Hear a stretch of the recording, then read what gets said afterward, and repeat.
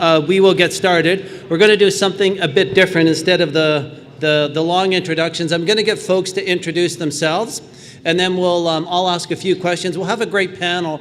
We have a home inspector, we have a realtor, an expert on home warranty insurance, and the province's foremost expert on living in strata bylaws, pets, you name it. Tony can answer the question. So I'll start on the far left with Glenn. Thank you, Shane. Hello, everyone. Thanks for attending tonight. My name is Glenn, the owner and founder and chief caring officer at Duxbury and Associates, Building Inspection and Consulting. So 18 years ago, I started out as a home inspector, but it wasn't very long before people were asking questions and they had needs and too many worry lines about being a homeowner or a renter or a landlord. Sometimes it was a dispute situation. Sometimes it was just a nagging question that needed answering. So pretty soon I realized we can help out anyone. And we now help out property managers, strata and co-op administrations, lawyers, and even judges with information. So I'm really a consultant around homes and properties and buildings. And our tagline is turning worry lines into smiles with information. You can think of me as a walking, talking library of knowledge and experience, and that's pretty much where it stops right there. And if there's anything I can't help you with, I'm connected with really good people I can refer you to, and there's no solution we can't provide to a problem. Anything else? No, that's it. Thank you, Glenn. We'll move on to Phil. Good evening. My name is Phil Moore. I am the president of the Real Estate Board of Greater Vancouver. I represent 14,000 realtors. I've been a realtor myself for 29 years with RE/MAX. I began, actually I used to work in this area, downtown Vancouver, in the 1980s as a Vancouver police officer, and I gave that up in 1989 to become a realtor.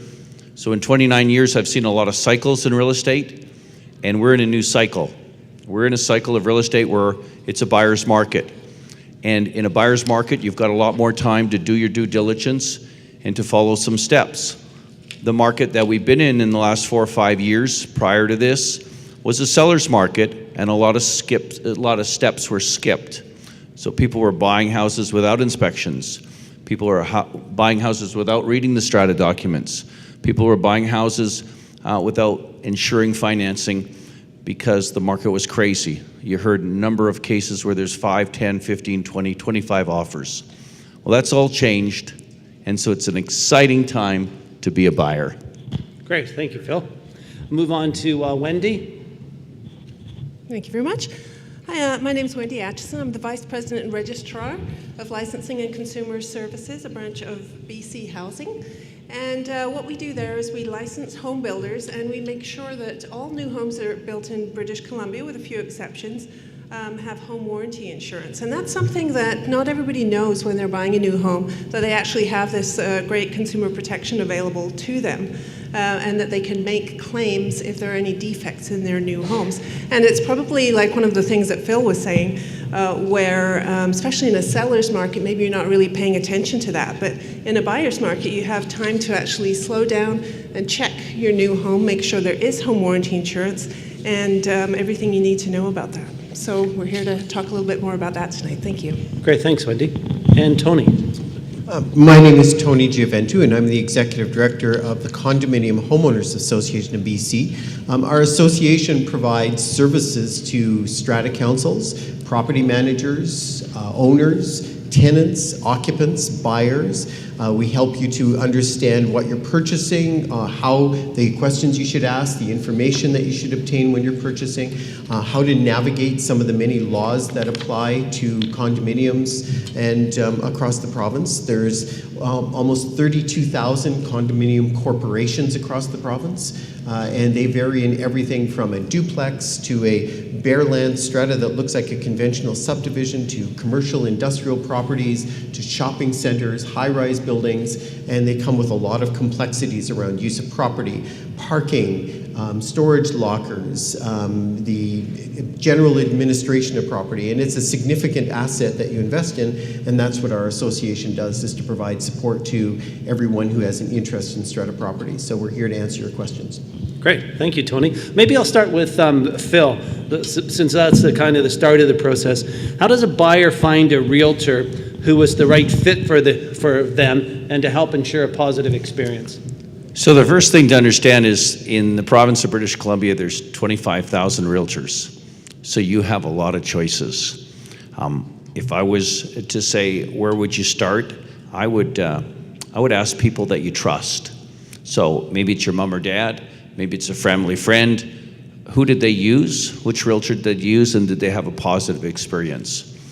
If you know specifically a neighborhood that you're looking to purchase in, why not drive that neighborhood and see who specializes in that neighborhood?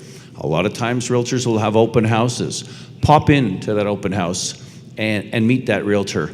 Most importantly, interview a few. This is a relationship almost like employer-employee. Interview a few agents, ask for references, and find out who you really connect with. Great.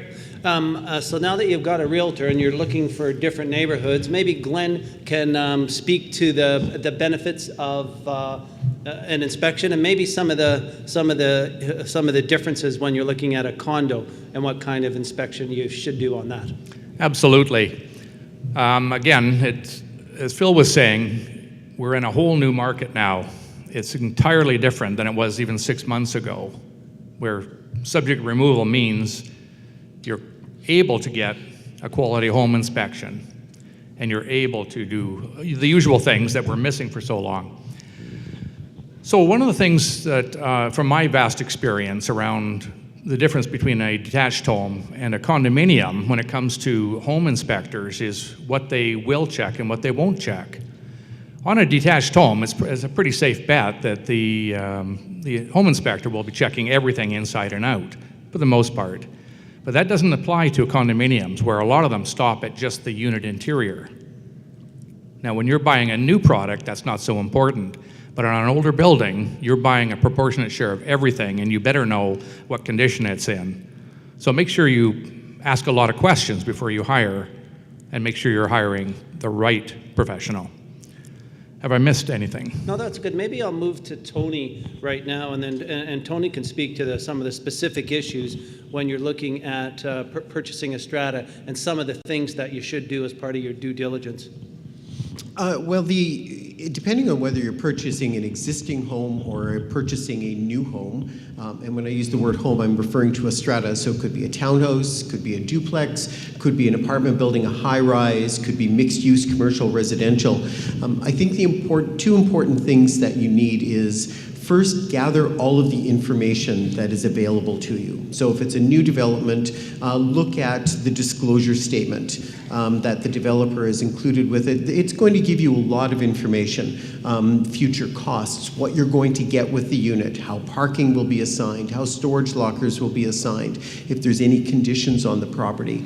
It's important to not only get the information, but read the information. And if there's something you don't understand, talk to your lawyer or talk to your real estate agent or talk to someone who can give you some advice on information contained. You'll find disclosure statements on new developments can be hundreds of pages long, will include a lot of complicated information. You may be in something now, which is quite common, which would be an airspace parcel agreement, and what that would be is multiple property owners stacked on top of each other or within each other or beside each other. And those airspace parcel agreements may impose obligations in the future that nobody's thinking about, but may have some cost and liability. Gather all the information. Make sure you also get information directly from someone who has the authority to tell you what you need to know. So if you're buying an existing home from a buyer and a buyer discloses or tells you, I have parking space 45 and 46, that's only information but not reliable information. You need to go to the Strata Corporation and get an information certificate where they have to disclose what you actually have for parking. And you'll find that what you get disclosed and what the seller told you is frequently not the same thing. You need to rely upon information directly from the source. New development, you speak to the developer and who is marketing for the developer. They will disclose information that you need that is key with what you're doing. So, get reliable information, get every one of your questions in writing in a written response for somebody who's reliable to do it, and take the time to read and review all the documentation when you're looking at a new home. Great, thank you, Tony. I'll turn to you, Wendy. And when buying new or a used home, what do you need to look for with respect to home warranty insurance? Well, first of all, you need to look and see if there was home warranty insurance. And any home that's up to 10 years old that was built in BC most likely does have home warranty insurance.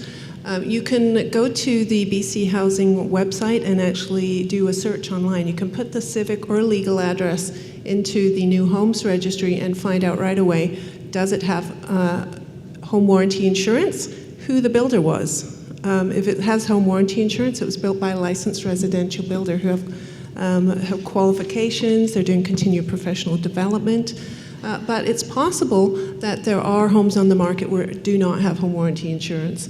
They might have been built by an owner builder, that's what we call them. That's somebody who has built a home for their own use. They may sell it after a period of time though, in which case those homes are registered on our website as well, and you'll be able to see that it does not have home warranty insurance. In that case, if you have defects in your home, you can't go back and claim on that policy because there is no policy. You'd have to go back to the owner. It might be difficult to find the owner. You may even have to go to court to get any defects fixed, which probably wouldn't be worth the cost of doing so. So it's really, if you do choose to buy an owner-built home as opposed to a home with new home warranty insurance, it is kind of more of a buyer beware situation. Great, thanks, Wendy. Maybe I'll leave it at that and see if we have any questions, comments from the audience, since we have some great areas to canvass, or anyone online. So I'll turn it over to you. Anyone have realtor questions, inspection questions, strata questions, warranty questions?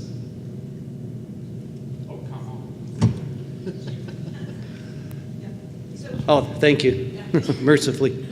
Mercifully. Yeah. So this is about realtors. How does one determine and have trust in the fact that your realtor is representing only your interests? Well, in June 15th, the government changed all the rules. Going back to 2016, our board recommended in the IAG recommendation to eliminate dual agency. June 15th, 2018, an agent can no longer represent both a buyer and a seller. We're one of the first places in North America that have adopted this system. Our legal lawyers have had this system in place for a long time. But rest assured, when you're hiring a realtor, that realtor represents your needs, and the seller's realtor represents the seller's needs. If someone was charged with murder and he went to court and he said to the judge, "I'm not hiring a lawyer, I'm representing myself," well, the courts have to allow him to represent himself.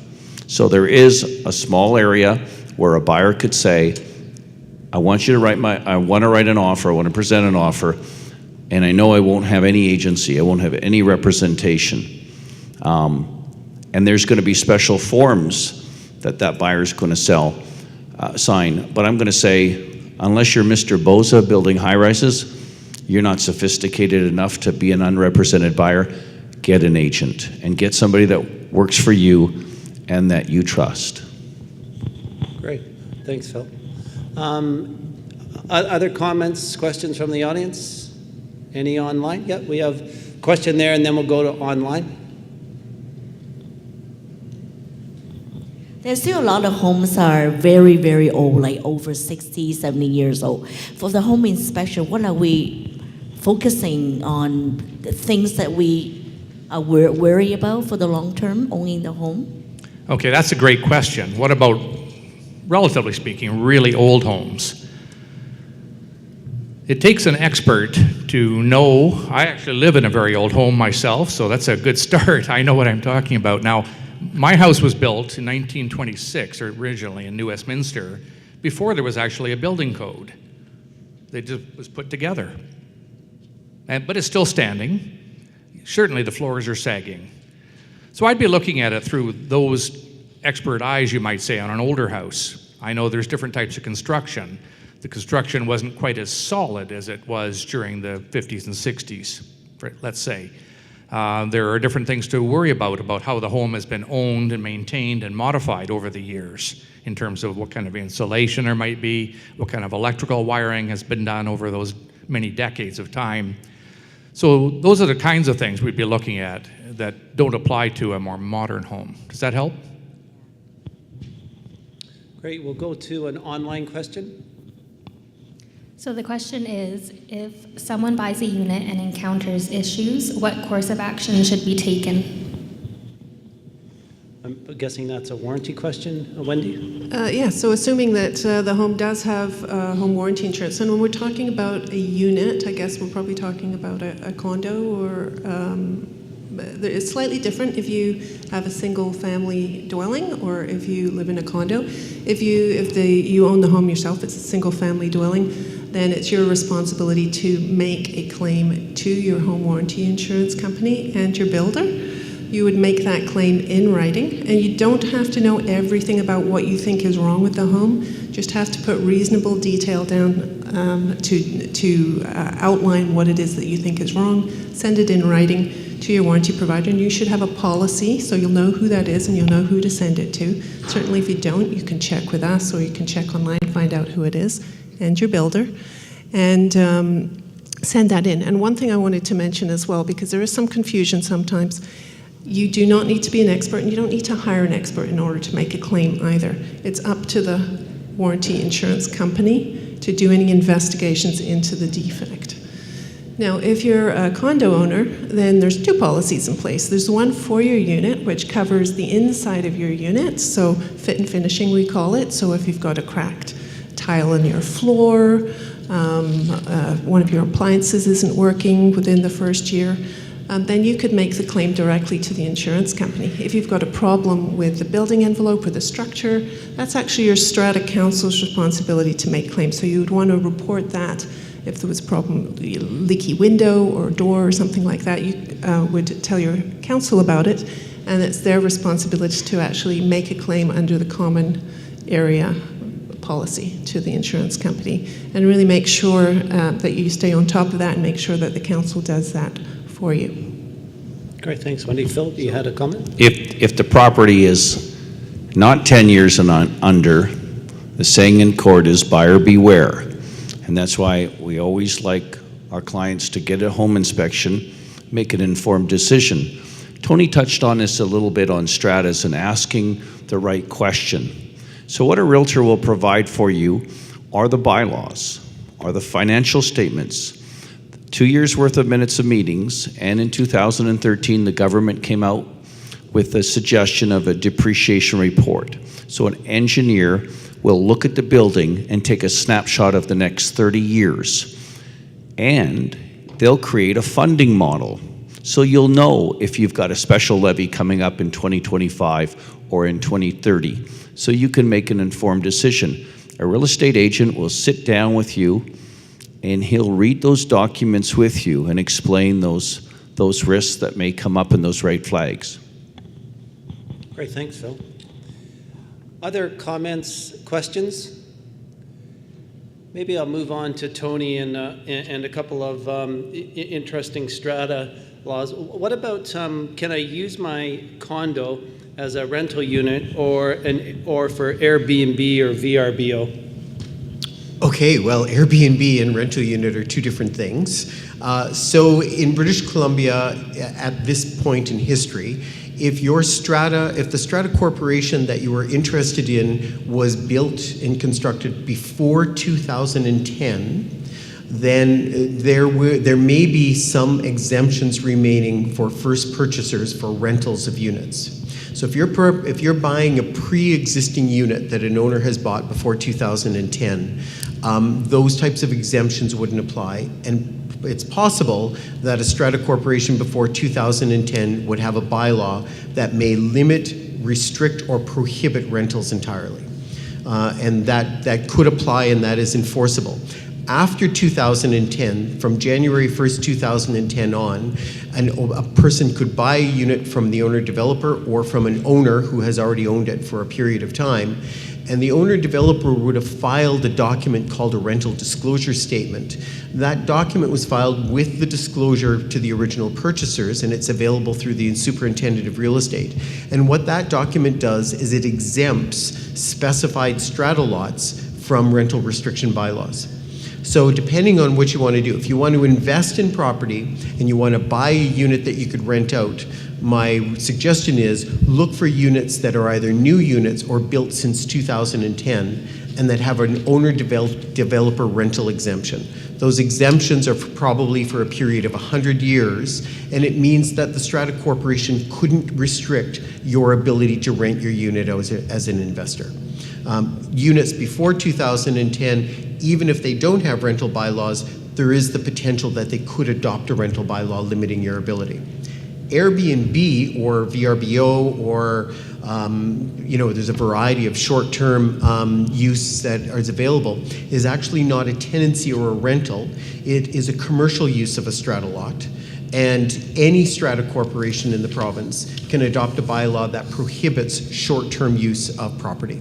So even if you buy in with the intent of thinking, well, there's no rental bylaws and I can use it as an Airbnb, that same strata corporation, your high-rise, your apartment building, your townhouse complex, they can adopt a bylaw that prohibits any short-term rentals. And local government permits or licensing do not override that. The penalty for that, which is a regulation that government adopted last year, the penalty of that violation is $1,000 a day if you use it for short-term rentals in violation of the Strata's bylaws and the Strata's rental penalties. So two different things. Short-term rentals can be restricted by any strata. Long-term rentals, like tenancies for investors, are generally not restricted for stratas built since 2010, but may be restricted for buildings that were built prior to 2010.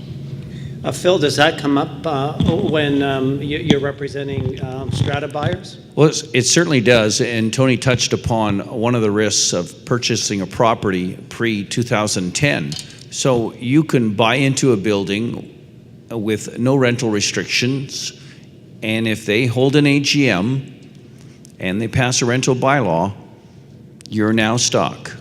And so really what we look at is we look at the ratio of owners versus the ratio of total owners to see if they can match the threshold. But one of the things you can't count on is investors don't turn up to AGMs. So you're really at risk. Tony nailed it on the head. 2010 and newer, look at the owner-developer rental exceptions. The interesting thing that'll come up next year in 2020 is with the speculative and vacancy tax, and you're in a building that does not allow rentals, what's the government going to do?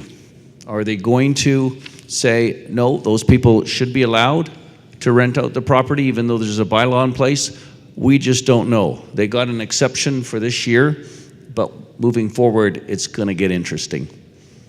Great. Thanks, Phil. Go back to the audience. Comments, questions? We've got one online. So the question is, I'd like to buy a unit in a very old wooden strata, hoping that a developer buys the whole strata. What should I check and look for? Sounds like a Phil or Tony question, or Glenn as well. Okay, well, I would say under that, I've had clients in that very situation who had their fingers crossed that a developer might one day soon, in the next 5 years, let's say, elect to make them an offer they couldn't refuse. So would it make sense to buy into this, even though it wasn't their entire ideal address? It didn't have the best location, but it had potential in terms of being bought out. And I would say, well, as long as you're not overpaying for the product right now and you don't mind living in a home you don't love completely, and that does come to pass, I don't see any reason why you wouldn't proceed. Sounds like a bit of a risky venture, Phil. Do you want to? Well, there's one thing that we can't create or can't make, and that's land. So what you're seeing is you're seeing some low-rise developments that were built in the 50s, 60s, or 70s, and they're being targeted by developers who want to go 50, 60 stories. And so there's money to be had there for the developer if he can get it at the right price. I always hear the same line, and I won't sell here unless they carry me out in a box. And so let's just remember there's a certain threshold that you need to achieve with a strata, and that's 80%. And that's not always achievable. I think Tony's going to touch on some experiences where stratas thought they could do it and weren't successful, and then some that were successful. Tony, do you want to take it away? Well, it's actually a much more complicated venture, I think, than people realize. Folks buy in, or they've been in properties thinking that they're going to actualize some great profits out of these. There have actually been very few developments that have sold to developers where people have doubled their money or more. The majority are generally close to or slightly above market values, and the reasons that they're doing this is because their buildings are aging and they're faced with some major special levies and repairs on their buildings, and this is an option as opposed to being able to pay for those costs. 80% of the owners, this is all of the registered votes on the registered schedule of voting entitlement, have to vote in favor of this. It has to be done in a fair and transparent way in the best interest of the owners. The order has to be ratified by the Supreme Court to ensure the owners have been protected. And then you have to assume that the process of the sale will actually conduct and that you'll get your outcome. One of the caveats that I have for people who's doing this is these are not quick proceedings. They don't occur in 90 days. They don't occur in 6 months. They may take 3, 5, or 10 years. So in the short term, if you've invested in a property like this, make sure that you are well heeled in a sense to be able to come up with funds for any emergencies or special levies that may arise. You could easily be faced with re-roofing, re-plumbing, elevator issues, until the day comes that that building is physically transacted as part of a sale. The obligations to maintain and repair that property are still mandatory under the law. And so you may find that, sure, we might have a sale 3 years down the road, but we now have to replace the elevator and we have to replace the roofing this year. You can't defer those things just because you think you might have a sale in the future. And so a number of investors who bought up multiple units in some buildings thinking that was going to happen are now facing some major costs, and they're struggling to come up with the funds for it. So you need to seriously consider the condition of the building. I would invest with the perspective that I'm probably going to have to hold on to this for 3 or 5 years before this turns around, and I'm probably going to have to be paying for some major special levies, especially as the question came up with buying into older wood frame buildings. I think you would anticipate, if they're older buildings, look closely at what the maintenance records and the depreciation reports are showing. You're probably going to be exposed to some significant cost.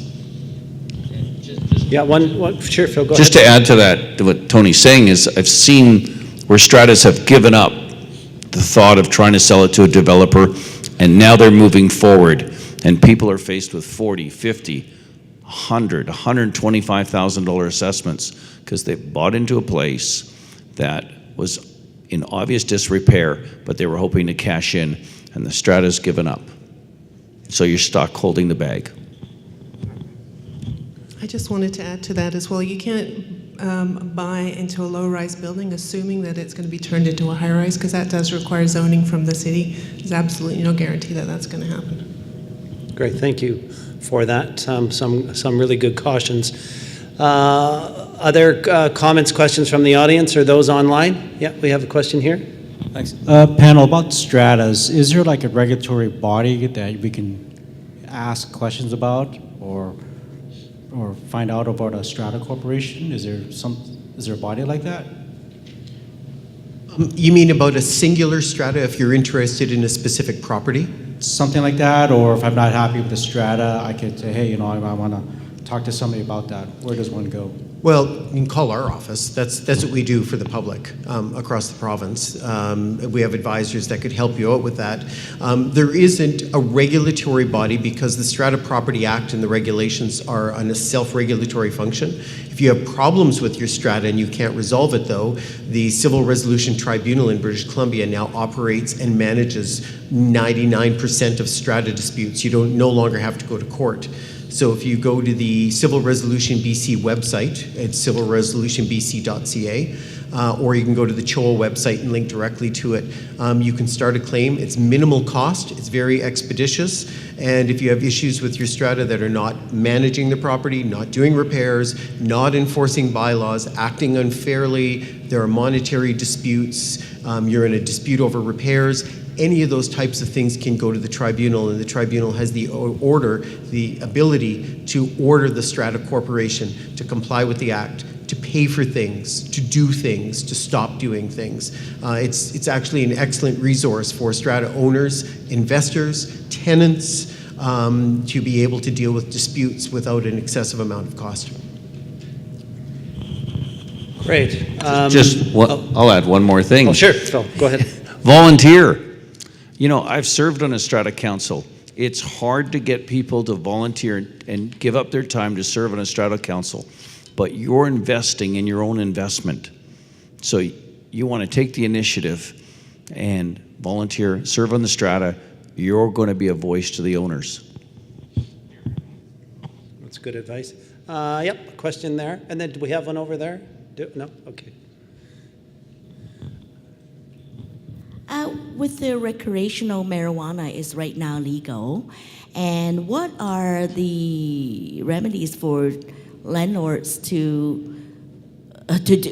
What are the rights for landlord realize the tenants are exercising the right in their recreational marijuana, and what happens if the damages and the resale value, or can we talk to the strata to implement a bylaw or something like that? Yeah. Go ahead.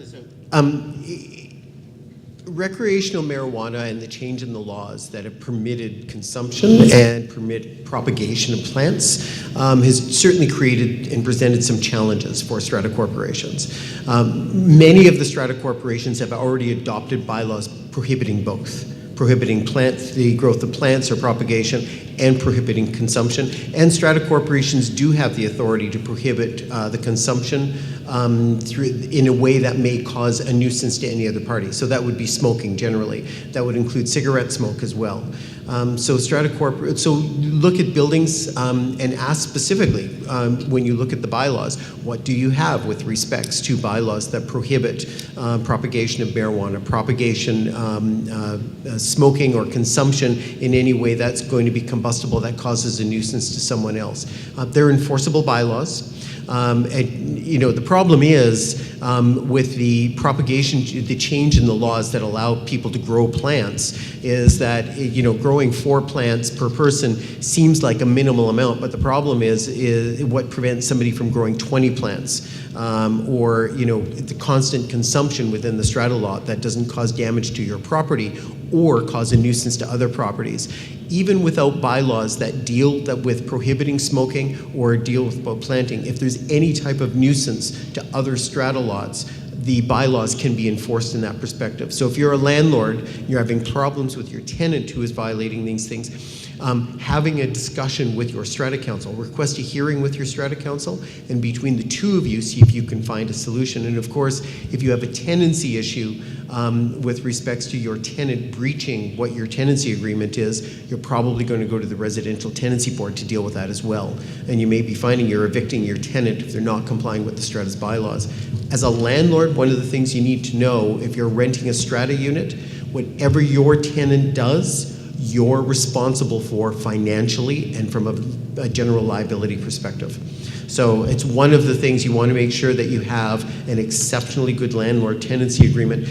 Go to Landlord BC and get some advice from them around landlord tenancy issues and tenancy agreements as you proceed forward. And screen your tenants. That's the other thing. You know, people are not screening tenants. it's an interesting thing with condos when you rent them out. Condos are not affordable. That's one of the challenges. By the time you pay your condo fees, your taxes, your mortgage, your insurance, most condos are renting on the market for $2,500 a month plus. It's not the lower affordability within housing for the market, which is an interesting issue that most condo landlords are dealing with. So, you're going to be dealing with someone who's probably can afford to rent your unit. Make sure that you take the extra time to make sure you have a very good binding tenancy agreement with that tenant. And certainly if you have a problem, talk to your strata council quickly if you can't get some resolution from your tenant, so you can try to avoid it being exposed to all of those penalties at the same time. Glenn, any comments around damage to units? Yeah, well, certainly we know that under the old regime where this product was not legal in this country and people were trying to grow sometimes a factory quantity of marijuana in a condo unit on an upper floor, there were a lot of problems with water damage when things let go and leaked. No, we're not operating under those circumstances anymore, but the same thing could, as has been alluded to. What's going to stop someone from going the distance on the number of plants under their control and operation? I also wanted to touch on the topic of smoke of any type. People are really held hostage, and I know that some people are more sensitive to airborne odors than others. But smoke, because air travels freely through all kinds of unsealed paths from the bottom level to the top level of any building, and that includes a high-rise or a wood frame building, that the smoke will travel with it if it's able to become airborne. Well, it would be airborne, but if it's not sealed off, and there's really no way the developer would have done this willingly from the start. So if you've got sensitivities around air quality issues, you want to be really, really, really careful. And I would probably opt, if it was me, to live on the ground floor wherever possible, because you're not going to be affected by everyone's smoke as it rises naturally due to just the factors of the way nature operates. Great. Maybe we'll take one more question before we wrap up and make our grand prize draw. We have one online. So the question is, I'm interested in building a laneway on my property. Can I in any municipality, and what should I consider? Could you repeat the question? So this person's interested in building a laneway, and they're wondering if they can do house. so in any municipality, and what things they should consider. We have a laneway expert over there. Yeah, that's what I was going to say. There's a laneway expert. I work predominantly in Burnaby, and Burnaby takes the theme of not in my backyard. So Burnaby does not allow laneway houses. New Westminster is starting to. Coquitlam at the moment does not. Port Moody does not. Vancouver's really taken the lead on this. So Vancouver allows a laneway house. What we petitioned for in an affordable housing panel was to allow those laneway houses to be stratified and to be sold off. That would allow a lot more inventory to come on, and that would be affordable inventory, because those laneway houses may sell between $700,000 and $900,000. That was a solution that we proposed to all of the cities. But affordable housing is a regional issue. It can't be just solved by Vancouver. And so we've got a new mayor in Burnaby, and other cities are looking at this laneway house. But right now, a lot of them are saying, not in my backyard. Great. Any final? Sorry, I just had something to add there as well. And just to keep in mind that a laneway house is a house, which means it is required to be built by a licensed builder with home warranty insurance, or apply for the owner-builder exemption, which means the eligibility requirements for that have to be met, as well as an exam written and passed. Great. So please join me in thanking Glenn, Phil, Wendy, and Tony. I would just like to remind folks to make sure that you put your surveys in the box. We'll be drawing the grand prize in a couple of minutes. So on behalf of the Home Builders Association of Vancouver, BC Housing, Canada Mortgage and Housing, Real Estate Board of Greater Vancouver, the Condominium Homeowners Association, along with our marketplace sponsors, Home Equity Bank, Fifth Avenue Real Estate Marketing, Bridgestone Financing Pros with DLC Mountain View Limited, Duxbury and Associates, Fortis BC, Kuhn LLP, TQ Construction, and PD Moore Homes. Thanks to our media partners, Vancouver Sun and Province, Next Home, Black Press, Glacier Real Estate, and the Star Vancouver. So on behalf of all of our sponsors, thank you for attending the 25th Annual HAVAN Homebuyer Forum. We really hope that you've gained some valuable experience tonight, both of you here and those online. The speakers in the marketplace will be around for a few more minutes if you have additional questions. And so with that, Dawn, we'll make the grand prize draw.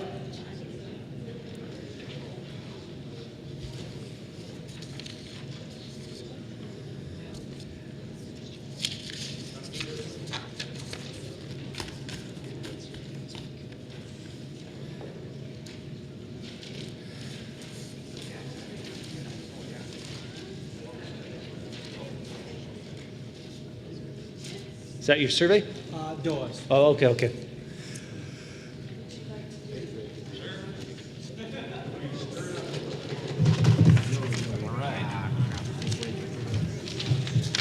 And the winner of the 4 tickets to the Whitecaps game is Barbara Ng.